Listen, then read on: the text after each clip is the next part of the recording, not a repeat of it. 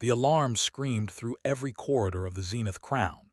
Captain Lisa Hayes grabbed the nearest wall panel as the diplomatic vessel shuddered beneath her feet. She had been a military escort for 3 years now, assigned to protect human diplomats during their meetings with the Galactic Council. She had seen tense negotiations, angry arguments, and even a few physical confrontations between species. But she had never heard this particular alarm before. All personnel, Code Violet in Cargo Bay 7. Repeat, Code Violet. Dangerous creature loose on diplomatic levels. Lisa's blood went cold. A Code Violet meant something deadly was moving through the ship, something that could kill without warning. She pulled up her communication device and contacted the bridge. "This is Hayes. What got loose?" The response came from Commander, the security chief. His voice was tight with stress. "Cub, juvenile, approximately 6 months old. It escaped when a cargo container malfunctioned. The creature is wounded and extremely aggressive." Lisa knew about everyone in the galaxy knew about them. They came from a planet called Prime, a nightmare world with gravity 3 times stronger than Earth. The temperatures there could melt lead. The atmosphere was thick with chemicals that would burn human lungs in seconds, and they themselves were walking tanks, covered in crystalline scales harder than most ship armor. Adults stood nearly 3 meters tall and weighed as much as a small shuttle. They had venomous barbs along their spines that could paralyze most species with a single scratch. Their bite force could crush metal. They had 4 eyes that could see in multiple spectrums, and their claws could tear through reinforced doors. The cubs were supposedly just as dangerous. Lisa ran toward the diplomatic level, following the sound of weapons fire and screaming. She rounded a corner and found chaos. Security forces, each one heavily armed and wearing full combat armor, were backing away from something. Their stun weapons fired continuously, blue energy bolts lighting up the corridor like lightning. Between the flashes of weapon fire, Lisa caught her first glimpse of the cub. It was smaller than she expected, perhaps the size of a large earth bear. Its crystalline scales reflected the weapon fire, creating a dazzling light show that made it hard to look at directly. The creature had dark blue coloring with streaks of silver running along its back. 4 bright yellow eyes tracked every movement around it. The venomous barbs along its spine were raised, each one dripping with clear fluid. The cub was backed into a corner, surrounded by at least 20 armed guards. It was making a sound Lisa had never heard before, a combination of a hiss and a roar that made her teeth hurt. Every few seconds, it would lunge at the nearest guard, forcing them back. "Keep firing," Commander shouted. They looked like giant insects with 4 arms and compound eyes. He gestured with 2 of his arms while the other 2 held weapons. "Do not let it escape this corridor." The stun weapons were having almost no effect. The cub flinched when the bolts hit, but it did not fall. It did not even slow down.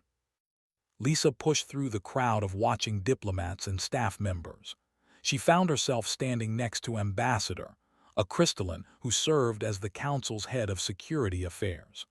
The crystallines looked like living sculptures made of purple and blue crystal. They communicated through vibrations that translators converted into speech. "Why aren't the stun weapons working?" Lisa asked. "Biology," translator replied, the voice perfectly calm despite the chaos. "Their nervous systems are distributed throughout their bodies. Stunning one area does nothing. We would need to hit every major nerve cluster simultaneously, which is impossible with a moving target." "What about sedative gas?" "Already tried. Their metabolism burns through chemical sedatives too quickly. We pumped enough gas into that corridor to knock out an elephant." The cub barely noticed. Lisa watched the creature more carefully. Something about its movement seemed wrong. The cub was favoring its left front leg, keeping weight off it. And when it turned, she saw a deep gash along its side, probably from the container that had broken open. "It's injured," Lisa said. "Of course it is injured," replied. The cargo containers collapse damaged it, but that makes it more dangerous, not less. Wounded predators are unpredictable. As if to prove the point, the cub suddenly charged. 3 guards barely dove out of the way. The creature slammed into the wall where they had been standing, leaving a dent in the reinforced metal.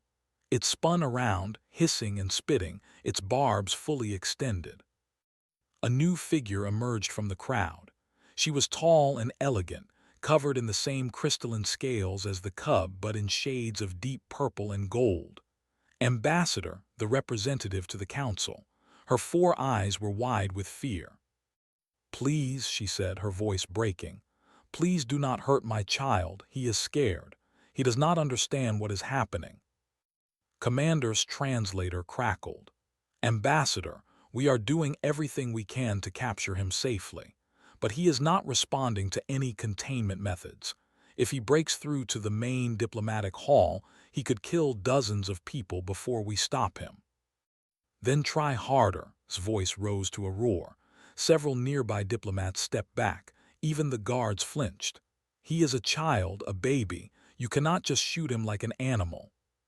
"We are not trying to kill him," said, but his tone suggested that option was being considered. "But we have 47 different species represented at this summit. If your child harms anyone, especially a council member, it could start a war." Lisa's mind raced. She had grown up on Earth on a farm in a rural area.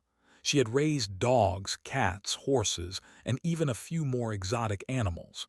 She had volunteered at wildlife rescue centers. She knew how to read animal behavior, how to spot the difference between aggression and fear. And right now, watching this cub, she did not see a monster. She saw a terrified child. The cub was not trying to attack. Every lunge, every charge was in response to the guards getting too close. It was defensive, not offensive. The creature kept glancing at the ventilation shaft behind it, clearly looking for an escape route. Its barbs were raised, yes, but its body posture was all wrong for a predator about to attack. It was hunched, making itself smaller. Its weight was shifted back, ready to flee rather than advance. "How long has this been going on?" Lisa asked. "Nearly an hour," replied. "We have tried everything. Containment fields fail because the cub's crystalline structure disrupts the energy matrix. Physical barriers mean nothing to those claws. We cannot use heavy weapons without killing it, and we are running out of time." "What happens when time runs out?" His translator voice dropped lower. "The Council has authorized lethal force if containment is not achieved within 30 more minutes. The risk is too great." Lisa looked at Ambassador. The female had dropped to her knees, her massive form shaking. She was crying, thick tears rolling down her scaled face. "There has to be another way," Lisa said. "There is not," replied sharply. "We have consulted every on this ship. We have tried every containment protocol in the database. Nothing works on cubs. They are too strong, too resistant, too aggressive. This is a death world species, Captain Hayes. Your human methods do not apply here." Lisa stared at the cub. It was panting now, exhausted from an hour of constant stress. The wound on its side was bleeding more heavily. One of its eyes was starting to swell shut where a stun bolt had caught it directly. The creature was dying slowly, from stress and injury. And nobody knew how to help it. Lisa made a decision. She stepped forward, raising her hand. "I want to try something." The entire corridor went quiet. Every eye turned to her. "Try what?" demanded. "Let me approach it, alone, without weapons." The silence stretched longer. Then someone laughed. It was a harsh, barking sound from a delegate. "The human wants to pet it," someone else said. More laughter rippled through the crowd. But Ambassador looked up, hope flickering in her eyes. "You think you can help him?" "I think," Lisa said carefully, "that nobody has tried treating him like a scared kid instead of a dangerous monster. Give me 30 minutes. If I fail, you can do whatever you were planning anyway." Commander's compound eyes fixed on her. "You will die." "Maybe," Lisa agreed. "But right now, That cub is going to die for sure. I would rather try and fail than do nothing at all." Commander stared at Lisa for a long moment. His compound eyes made it impossible to read his expression, but his body language spoke volumes. All four of his arms crossed over his chest in the gesture of absolute disapproval. "This is madness," he said flatly. "I cannot authorize a diplomatic escort to commit suicide." "Then do not authorize it," Lisa replied. "I am volunteering. If something goes wrong, it is on me." "If something goes wrong, we will be cleaning your remains off the walls," snapped. "That creature can bite through starship hull plating. What exactly do you think will happen when you walk up to it?" Lisa did not have a good answer for that. She knew the statistics, knew the danger, but she also knew what she had seen in the cub's behavior. Every instinct she had developed working with animals on Earth was screaming that this situation was being handled wrong. Ambassador stood up, her massive frame towering over everyone else in the corridor. "I give permission. If Captain Hayes believes she can help my son, let her try." "With respect, Ambassador," interjected, "your emotional state may be clouding your judgment. The human has no training in xenobiology. She has no experience with Death World species. She is asking to approach one of the most dangerous juvenile creatures in known space with no protection whatsoever." "I raised 3 cubs," said, her voice hard as stone. "I know when they are attacking and when they are defending. My son is terrified, he is in pain, and every action your people take makes him more frightened. Perhaps the human is right. Perhaps we need to try something different." A new voice cut through the argument. "Let her try." Everyone turned. The speaker was Counselor Vex, a high-ranking who served on the Diplomatic Security Committee. They resembled massive reptilian creatures with thick gray skin and powerful builds. Vex's authority carried weight. "We have 28 minutes until lethal authorization takes effect," Vex continued.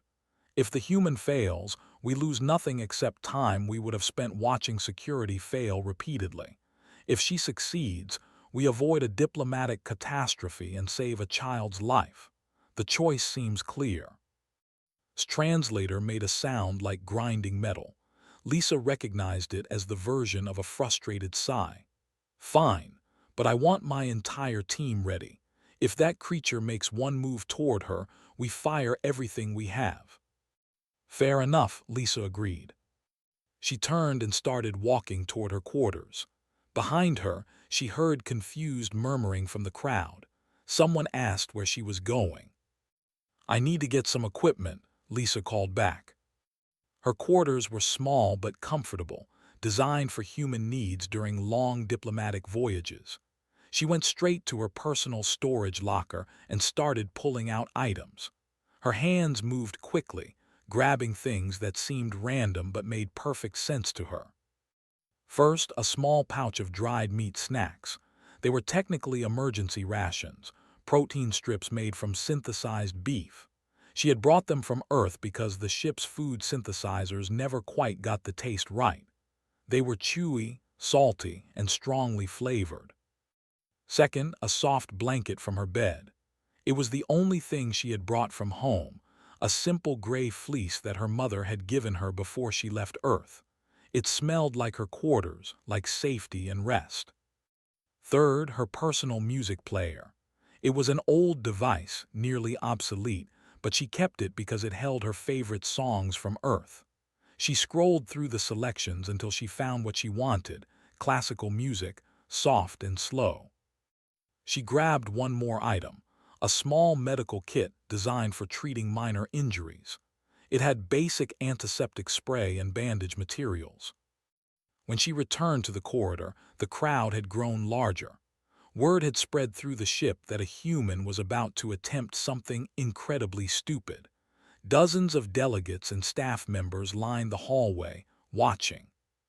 Commander looked at the items in Lisa's arms.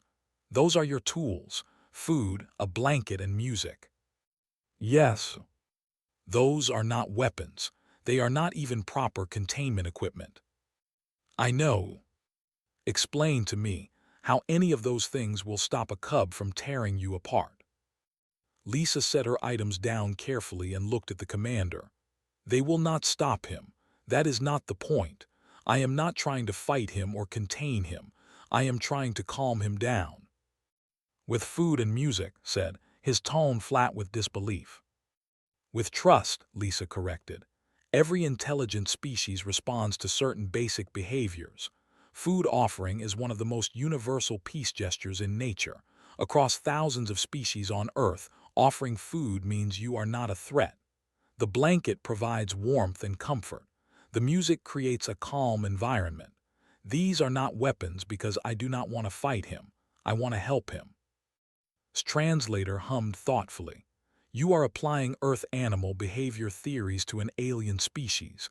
The logical flaw is obvious. Are not Earth animals?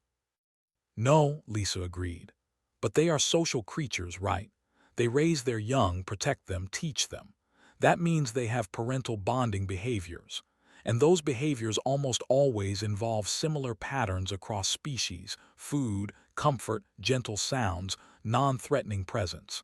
I am betting that those patterns exist in two. You are betting your life on it, pointed out. I am betting his life on it, Lisa said, looking at the cub, because if I do nothing, he dies.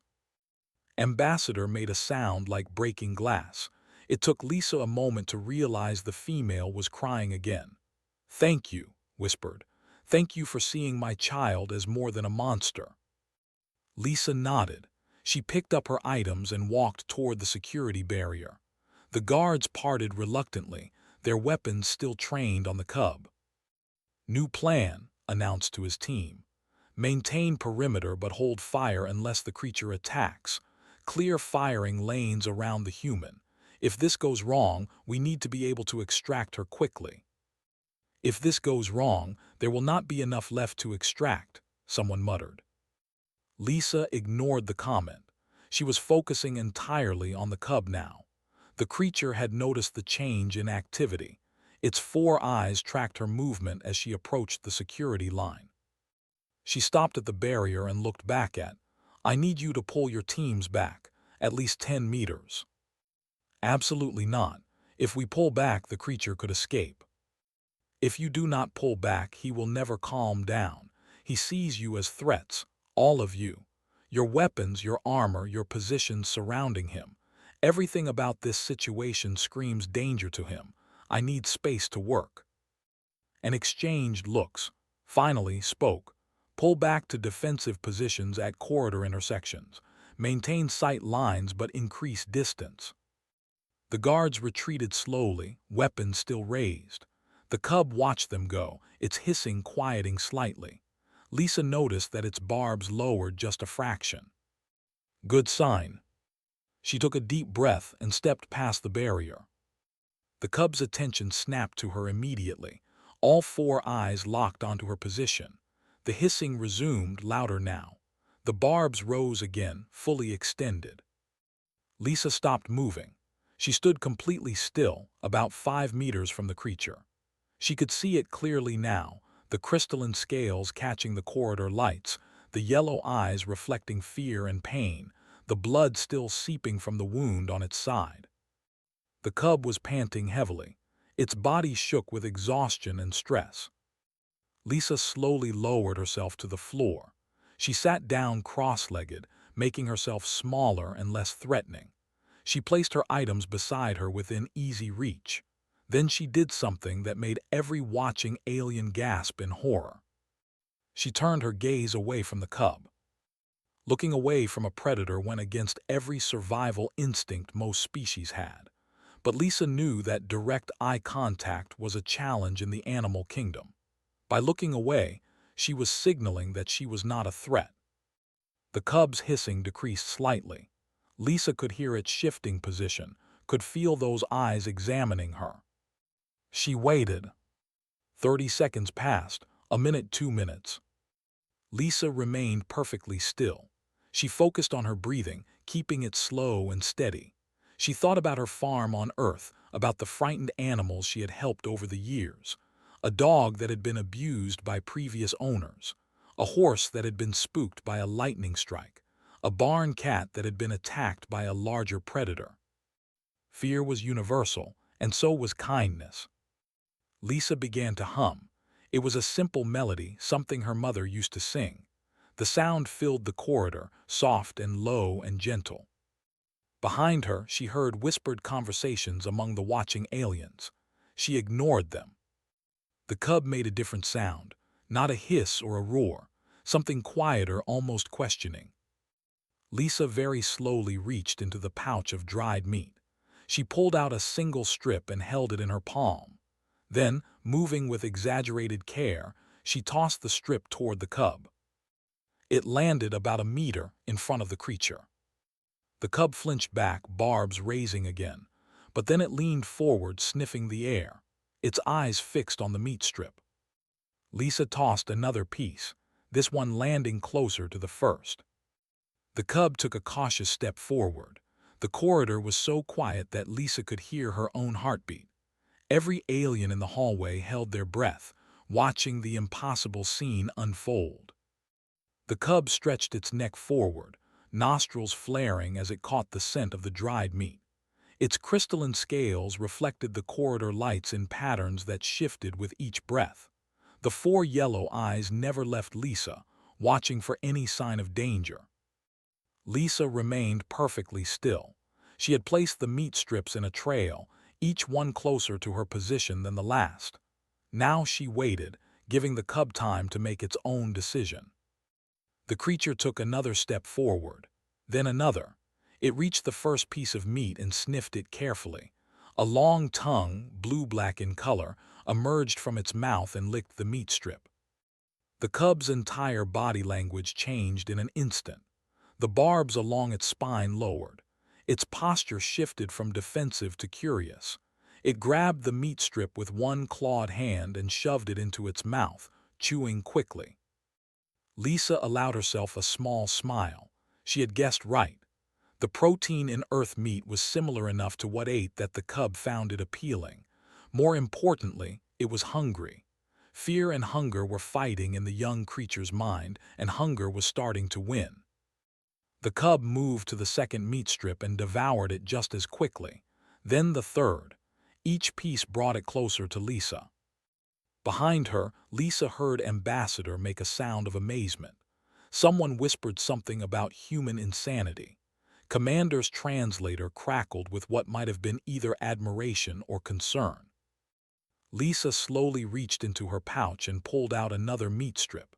This time, instead of throwing it, she placed it on the floor right in front of her. Then she drew her hand back and resumed her non-threatening posture. The cub hesitated. It was now less than 2 meters away, close enough that Lisa could see every detail of its alien features.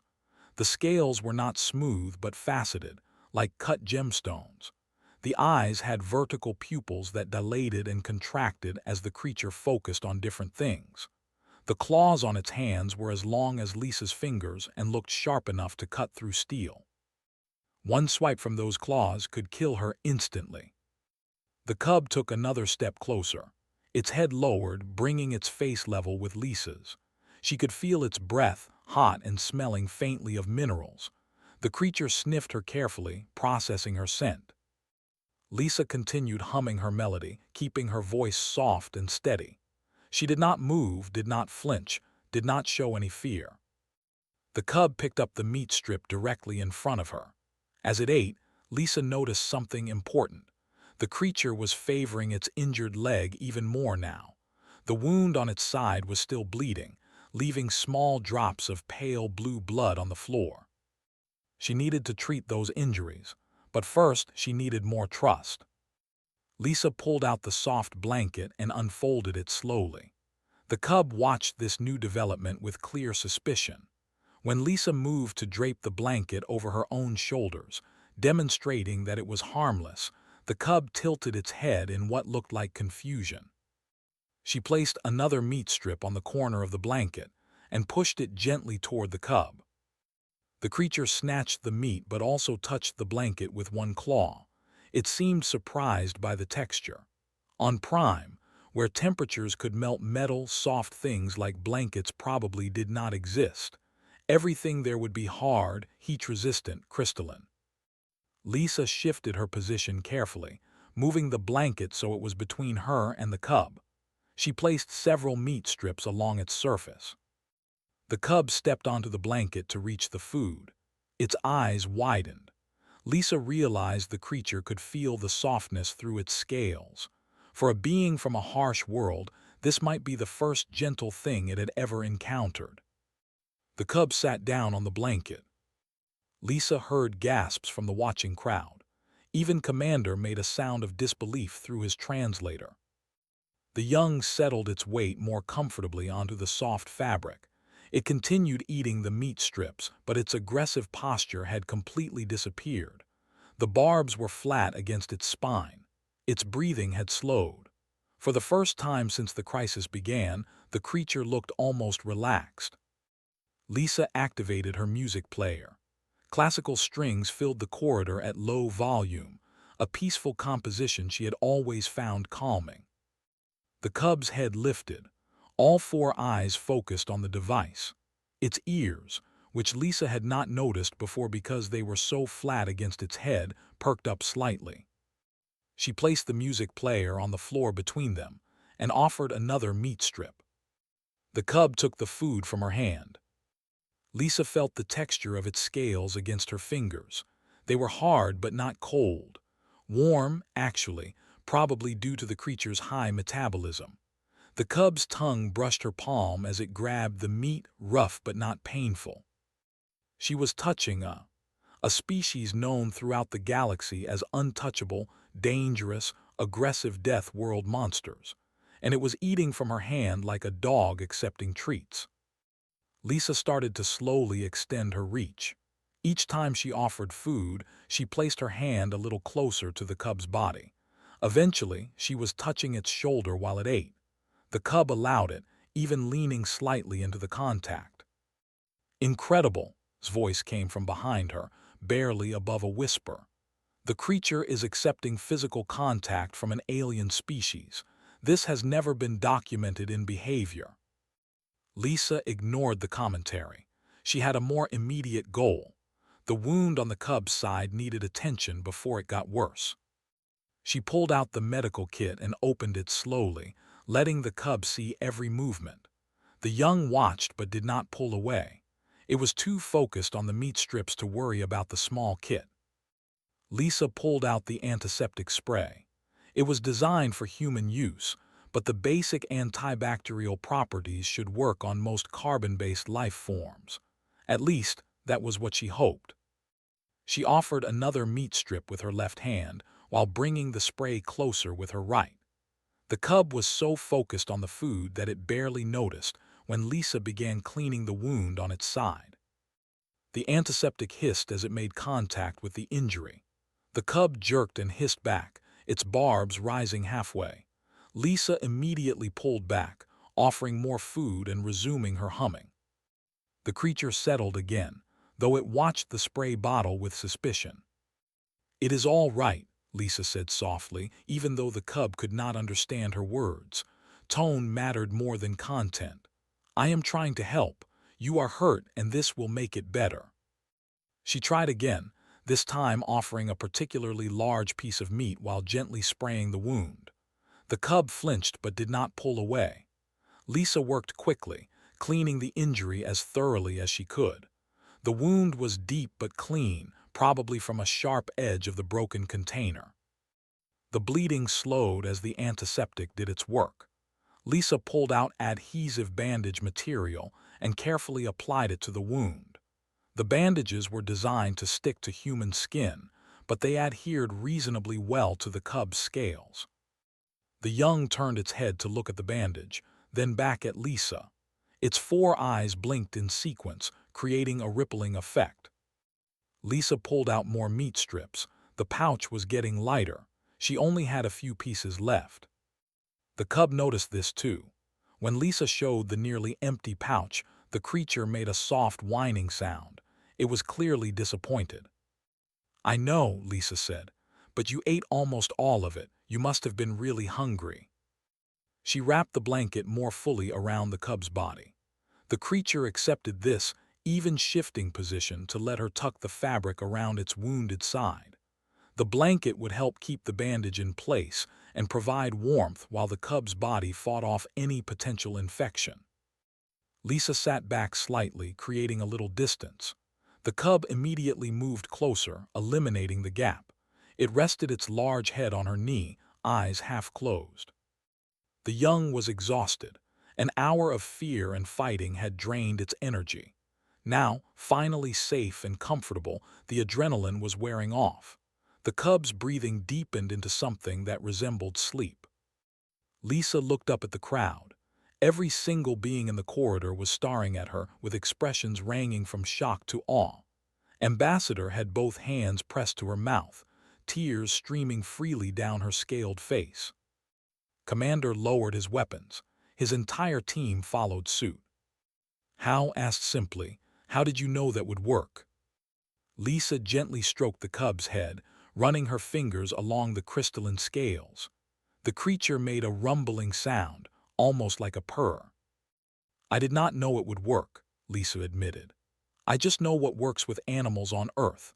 Every creature that raises young has the same basic needs: food, safety, comfort. The specific biology does not matter as much as the underlying behavior patterns. This little one was scared and hurt and surrounded by things that wanted to hurt him more. I just showed him that I was not a threat." "You showed him more than that," Ambassador said, stepping closer. "You showed him kindness, gentleness, things he has never encountered from another species. May I approach?" Lisa nodded. The ambassador moved forward carefully. When she saw her child sleeping peacefully, wrapped in a human blanket with bandages on his wounds, she dropped to her knees. "My son," she whispered, "my Danny." The cub's eyes opened at his mother's voice. He lifted his head and made a chirping sound, reached out, and the cub climbed into her arms, still wrapped in the blanket. Mother and child embraced, and Lisa quietly stood up to give them space. She stepped back and nearly collapsed. Her legs were shaking from sitting still for so long. Commander caught her arm, steadying her. "That was either the bravest or most foolish thing I have ever witnessed," he said. "I have not decided which." "Can it be both?" Lisa asked. "With humans, it usually is." Medical Bay of the Zenith Crown was designed to handle the biological needs of 47 different species. It had specialized equipment for silicon-based life forms, chambers filled with various atmospheric mixtures, and medical staff trained in xenobiology from across the galaxy. But even with all that technology and expertise, the crystalline doctors refused to treat the cub without Lisa present. Danny, as his mother called him, would not let anyone else near him.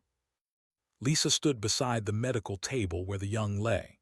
Her hand rested on his shoulder while a crystalline doctor named examined the wounds more thoroughly. Every time instruments got too close, Danny would hiss and his barbs would begin to rise. Then Lisa would offer another meat strip from her rapidly depleting supply, and the cub would calm down again. "The wound is clean," translator announced. The crystalline's body pulsed with colors as they worked, blues and purples shifting across their crystalline surface. Captain Hayes's treatment was remarkably effective for such primitive materials. The injury will heal without complications. "Primitive materials," Lisa repeated, a slight edge to her voice. "You mean the antiseptic spray and bandages that actually worked?" "I meant no offense," said quickly. "I simply meant that compared to our regenerative tissue sealers and molecular suturing devices, your methods were quite basic, yet somehow more effective in this situation. The cub trusts you. That trust allowed treatment that our advanced technology could not provide." Ambassador watched from the corner of the medical bay. She had not left her son's side since the crisis ended. "My people do not trust easily," she said. "We come from a world where everything wants to kill you. Trust is a luxury we cannot afford on Prime. Yet this human earned my son's trust in minutes with nothing but food and kindness." "Speaking of food," Lisa said, "I am almost out of meat strips. Danny ate most of my emergency rations. What do cubs normally eat? Crystallized mineral compounds, high-temperature proteins, and metals, replied. Nothing you could safely handle without protective equipment. The foods on this ship would not provide adequate nutrition for him. I have supplies in my quarters, but Danny will need to eat soon. His metabolism runs very hot. Lisa looked at the cub. Danny was watching the medical instruments with clear distrust, but his barbs remained flat as long as Lisa kept touching him. Will he accept food from you? From me, yes. From anyone else, no. Before today, Danny had only ever seen other. He knows his own kind. But you, Captain Hayes, you are something new, something that showed him gentleness. He has bonded with you. The door to the medical bay opened, and Commander entered, followed by Counselor Vex and several other high-ranking members of the Galactic Council.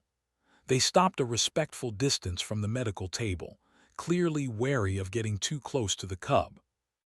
Captain Hayes, Counselor Vex said, their voice rumbling through the room. The Council has requested an emergency session to discuss what occurred today. Your presence is required. Lisa looked at Danny. I cannot leave him right now. He is still stressed and the treatment is not finished. The treatment appears complete, interjected. I have done all I can. The cub needs rest and proper nutrition. Then I will stay until he eats and settles down, Lisa said firmly. The Council can wait. Counselor Vex's reptilian features showed surprise. You do understand that we are talking about the Galactic Council, the most powerful political body in known space. They do not typically wait for anyone. They waited for an hour while their security teams failed to contain one scared child, Lisa replied. They can wait a bit longer while I make sure that child is properly cared for. I am not leaving him until I know he is safe. Ambassador made a sound like ringing crystal. It took Lisa a moment to realize there was laughing. I like this human, said. She has more spine than most council members. Counselor Vex's expression shifted into what might have been amusement. Very well. I will inform the council that you are finishing your work, but they will want answers, Captain Hayes. What you did today should have been impossible. The council needs to understand how a human with no formal xenobiology training succeeded where experts failed. Lisa shrugged. I am not sure I can explain it in a way that makes sense to them. I just did what felt right. That is precisely what concerns them, said. Humans acting on instinct rather than logic. It is unpredictable, potentially dangerous. Dangerous? Lisa turned to face the commander. What I did saved a life and prevented a diplomatic disaster. How is that dangerous? Because it demonstrates capabilities we did not know humans possessed, replied. The ability to communicate with and calm species that have no evolutionary connection to you. The ability to read behavioral patterns across biological barriers that should be insurmountable. It raises questions about what else humans might be capable of. He is saying that you scared them, Ambassador translated. The Council likes to believe they understand every species in their alliance. They have databases full of behavior profiles, predictive models, psychological assessments. But you just threw all of that out and did something none of their models predicted. They do not like surprises. Lisa returned her attention to Danny, who was nuzzling against her hand looking for more food. I am not trying to scare anyone. I am just trying to help. That may be even more frightening, said, entering the medical bay. The head of security affairs approached the medical table cautiously. Humans help instinctively. You see a problem and you act to solve it, often without considering the consequences to yourselves. It is an admirable trait. It is also completely alien to most species in the Council. What do you mean? Lisa asked. His crystalline body pulsed with thoughtful colors. Most species act based on benefit analysis. Is the reward worth the risk? Is the cost acceptable? Humans seem to bypass that calculation entirely when they perceive someone in need. You risked your life for a creature that could have killed you in seconds, with no guarantee of success and no personal benefit. From a logical standpoint, your behavior makes no sense." "Of course it makes sense," Lisa protested. "Danny was suffering, he needed help. I had skills that might work, so I helped. That is not complicated." "To you, perhaps not. To us, it is revolutionary." Moved closer, careful not to startle the cub. "Tell me, Captain Hayes, how did you know what to do? What training did you receive?" "I grew up on a farm," Lisa said. "I raised animals. Dogs, cats, horses, chickens, even a few wild animals that needed rehabilitation. My parents taught me how to read behavior, how to earn trust, how to calm frightened creatures.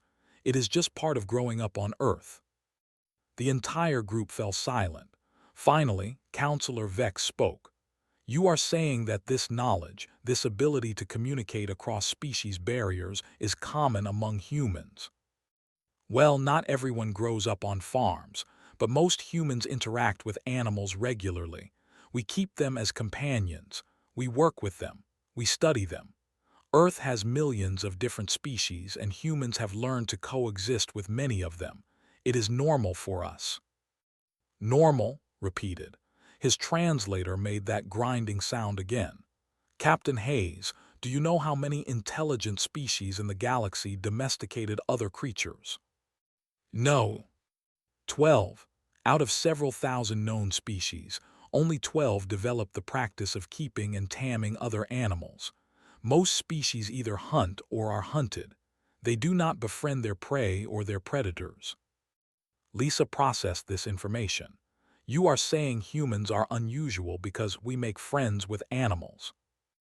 "We are saying humans are extraordinary because you learn to communicate with beings that are fundamentally different from you," corrected. "Your planet forced you to develop those skills. Earth is unusually diverse in terms of species count and biological variation. Humans evolved not as the dominant predator, but as one of many competitors. You learn to cooperate, to communicate, to understand minds that think differently than yours. Those are skills most species never develop." "Which brings us back to the Council's questions," Counselor Vex said. "If humans can communicate with and calm species like what other capabilities might you possess? How might those capabilities change the balance of power in the galaxy?" Lisa felt a surge of frustration. "I am not trying to change any balance. I just wanted to help a scared kid. Why does everything have to be political?" "Because everything is political," Ambassador said gently. "My people have been isolated for generations because others fear us. They see weapons when they look they see threats. But you saw a child. That simple shift in perception could change how the entire galaxy views my species. That is political, whether you intended it or not." Danny chirped softly and nuzzled Lisa's hand again. She scratched behind his ears, finding a spot that made his back leg kick slightly, just like a dog. The cub's 4 eyes closed in contentment. "The Council wants to offer you a position," Counselor Vex said. "They want you to work as a consultant on relations. Your methods, your instincts, your unique perspective could be valuable in diplomatic situations." "I am a military escort," Lisa replied. "I protect diplomats. I do not do diplomacy myself." "Perhaps you should," suggested. "You accomplished more in 30 minutes than our entire diplomatic corps has managed in years. Ambassadors' people have been petitioning for better relations with the Council for decades.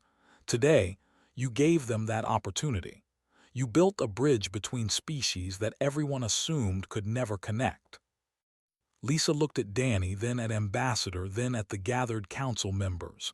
They were all watching her with expressions she could not quite read. Respect, maybe, hope, and yes, perhaps a bit of fear. "I need to think about it," Lisa said finally. "Right now, I just want to make sure Danny is okay." "Your time," Counselor Vex said. "But know that the galaxy is watching, Captain Hayes. What you did today will not be forgotten." 3 months had passed since the incident aboard the Zenith Crown. Lisa stood in front of a viewport in her new office, watching ships come and go from the Council's diplomatic station. Her office was much larger than her old quarters on the escort vessel, with enough space for a proper desk, comfortable furniture, and even a small area set aside for special visitors. In that special area, curled up on a pile of soft blankets, Danny slept peacefully. The young had grown significantly in 3 months. He was now the size of a large horse, though he still behaved like a puppy around Lisa. His scales had developed deeper colors, rich blues and silvers that caught the light beautifully. The wound on his side had healed completely, leaving only a faint mark. Lisa had accepted the council's position. Her official title was Human Specialist in Relations, though most people just called her the Animal Ambassador. It was not entirely accurate since she worked with intelligent species, not animals, but the nickname had stuck. Her work had expanded far beyond what she initially imagined. After news spread about how she calmed Danny, requests flooded in from across the galaxy. Security forces wanted training in non-violent containment techniques, wanted to understand human observation methods. Diplomats wanted to learn how to read emotional cues in unfamiliar species. Lisa had spent the past 3 months traveling between worlds, teaching, consulting, and sometimes just being present when difficult situations arose. Each experience taught her something new about both aliens and humans. A chime sounded at her door. "Come in," Lisa called. Commander entered, followed by a young female that Lisa did not recognize. 4 arms carried data pads and recording equipment. "Captain Hayes," said, using her old military title out of habit. "This is Junior Officer. She is writing her thesis on human behavioral analysis techniques. I told her you might have time for an interview." "Of course," Lisa said, gesturing to the chairs. "Though I am not sure how much help I will be with academic research, I mostly work on instinct." "That instinct is precisely what I want to understand," said eagerly. Her translator gave her voice a young, enthusiastic tone. "How do humans develop these cross-species communication skills? Is it genetic, cultural, learned behavior?" Lisa settled into her chair, careful not to wake Danny. "All of the above, I think. Humans evolved on a world with incredible diversity. We had to learn to read the behavior of predators to avoid them, prey animals to hunt them, and eventually domestic partners to work with them. It is built into how we think." "But other species hunt and avoid predators," pointed out. "That does not explain the unique human ability to form bonds with completely unrelated species." "I think it is more about necessity than ability," Lisa explained. "Earth is a harsh world in its own way, not because of extreme temperatures or gravity like death worlds, but because of competition. Humans were not the fastest, strongest, or most dangerous creatures on Earth. We survived by being smart and social. We formed partnerships, not just with other humans, but with wolves that became dogs, wildcats that became house cats, wild horses we learned to ride. We survived by making friends." Made his grinding sound. Lisa had learned to recognize it as thoughtful consideration rather than frustration. That theory would explain much. Humans evolved cooperation as a survival strategy, while most species evolved dominance or isolation.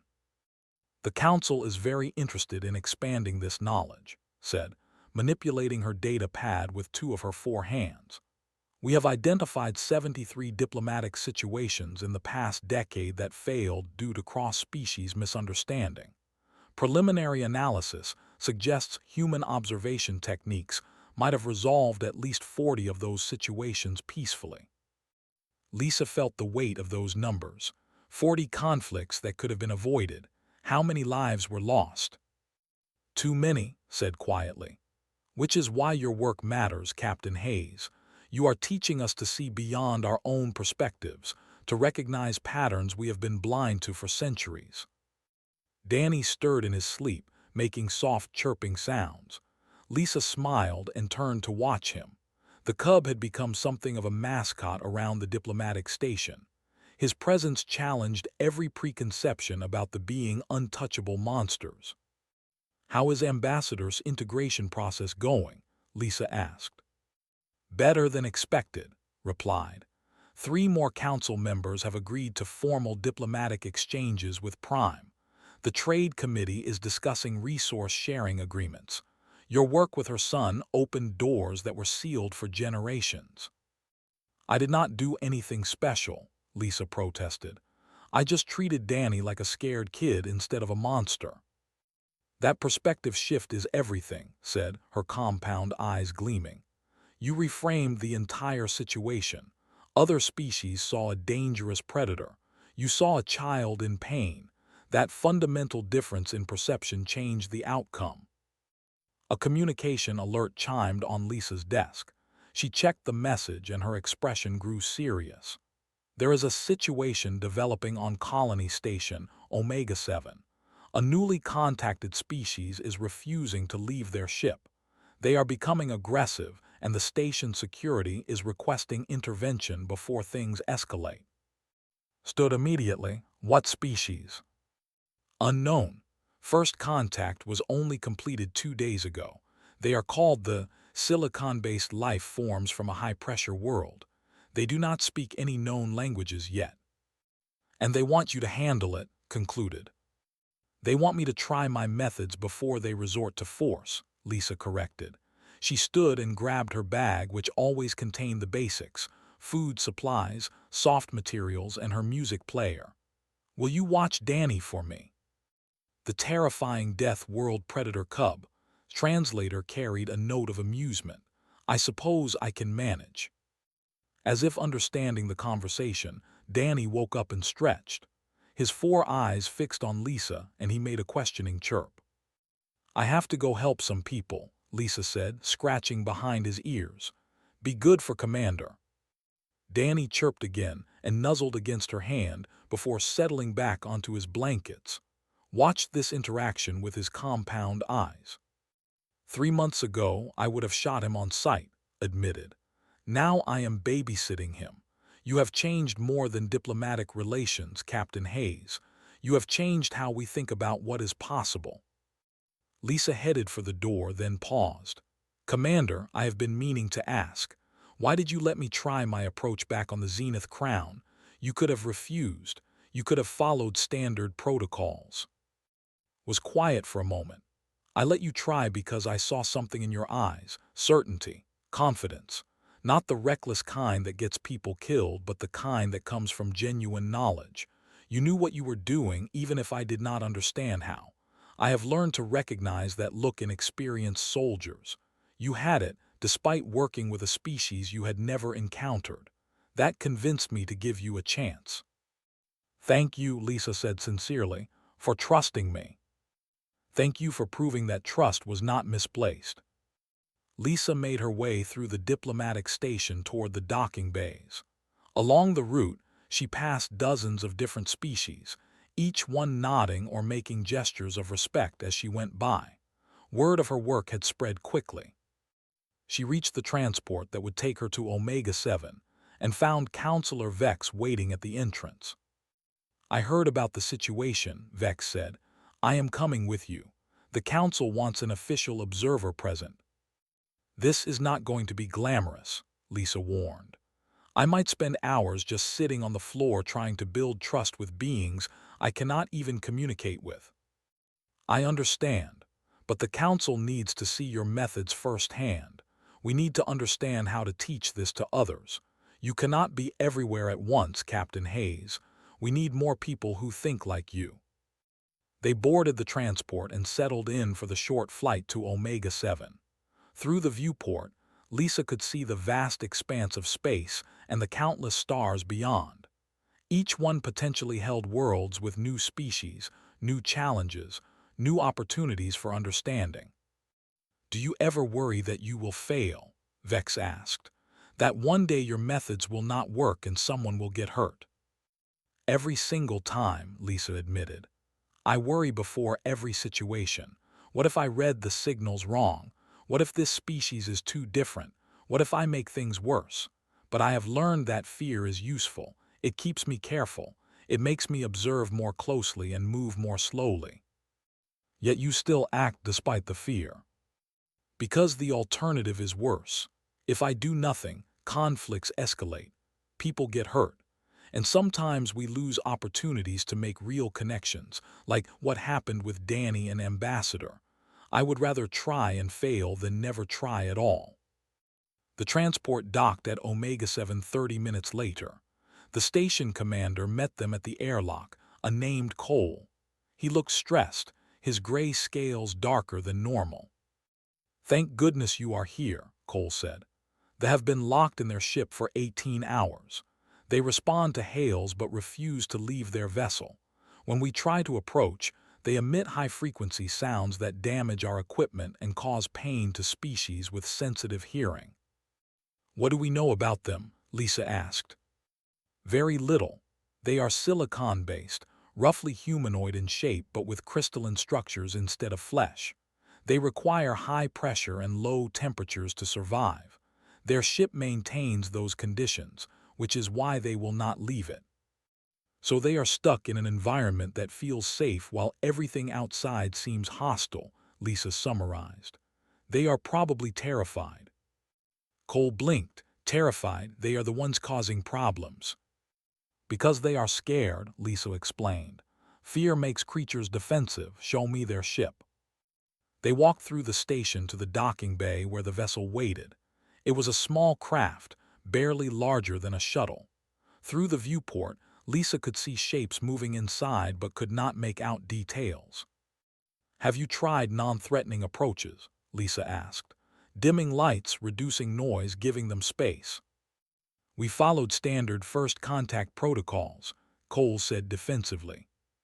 "Which probably involved armed guards, bright lights, and constant communication attempts," Lisa guessed. "All things that would seem aggressive to a frightened species." She activated her music player, selecting the same classical composition she had used with Danny. The soft strings began to play. Then she sat down on the floor of the docking bay, making herself small and non-threatening. "What are you doing?" Cole asked. "Waiting," Lisa replied, "and showing them I am not a threat. This might take a while." Counselor Vex sat down beside her. "Then we wait together." Hours passed. Lisa sat patiently, occasionally adjusting the music or changing position slightly. She did not approach the ship, did not make demands, did not show any aggression. Eventually, the ship's airlock began to open. A figure emerged slowly. It was humanoid in shape but made of what looked like dark purple crystal. Its surface reflected the bay lights in scattered patterns. Two large eyes, clear as glass, focused on Lisa. She did not move. She just smiled and kept the music playing. They took another step forward, then another. It moved cautiously, testing the environment, watching Lisa for any signs of danger. Lisa reached into her bag and pulled out a protein bar, something she had grabbed from the station supplies. She unwrapped it slowly and placed it on the floor between them. They tilted its head, a very human-like gesture of curiosity. And just like with Danny, Lisa knew that everything was going to be all right.